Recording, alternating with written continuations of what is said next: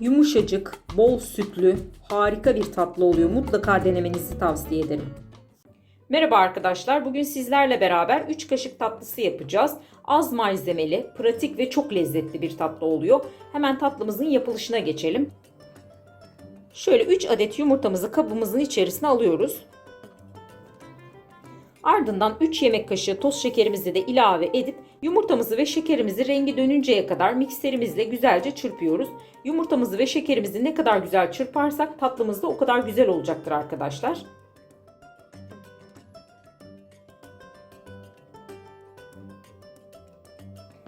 Şimdi 3 yemek kaşığı sütümüzü ekliyoruz. Ardından 3 yemek kaşığı sıvı yağ, 3 yemek kaşığı un, 3 yemek kaşığı irmik, 1 paket kabartma tozu, 1 paket vanilya. Şimdi tüm malzemelerimizi ekledikten sonra harcımızı mikserimizle tekrar çırpıyoruz.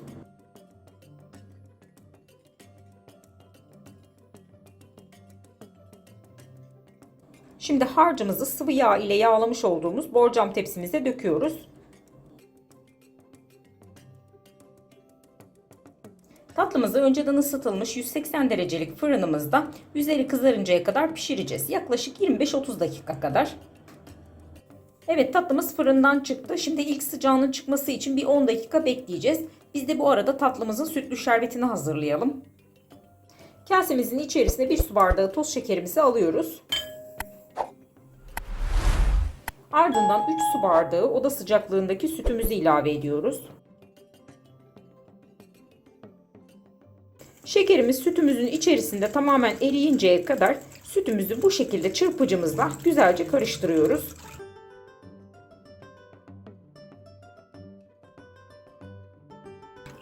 Evet, sütlü şerbetimiz hazır. Şimdi tatlımızın üzerine dökelim. Kekimizin üzerine şöyle kürdan ile delikler açalım.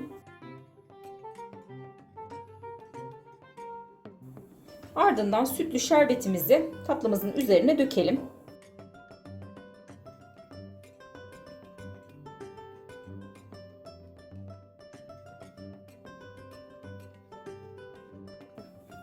Tatlımızı tamamen sütünü çekip oda sıcaklığında soğuyuncaya kadar dinlendirelim.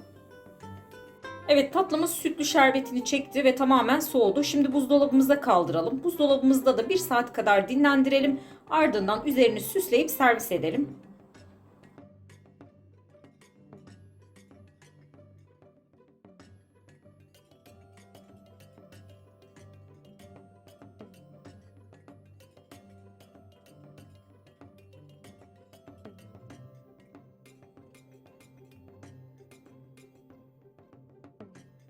Üç kaşık tatlımız servise hazır. Tabağımıza alalım. Kıvamına ve dokusuna bakalım.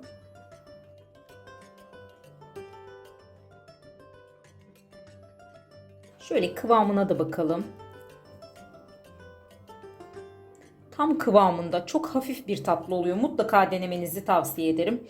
Ayrıca videomuzu beğendiyseniz destek vermek için lütfen YouTube kanalımıza abone olmayı unutmayın. Tariflerimizi mutlaka deneyin. Deneyen herkese de şimdiden afiyet olsun.